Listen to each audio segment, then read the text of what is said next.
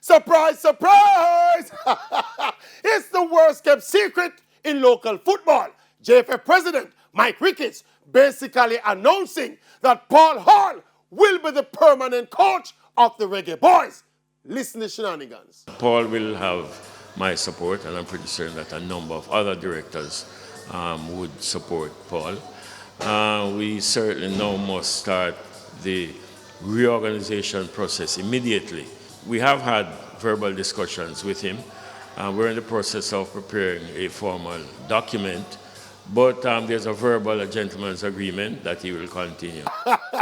And look, it is what it is. Some of us were skeptical about Hall getting the job because of his inexperience at this level. Plus, his unimpressive record of 6 defeats and 1 win in his 7 games in charge.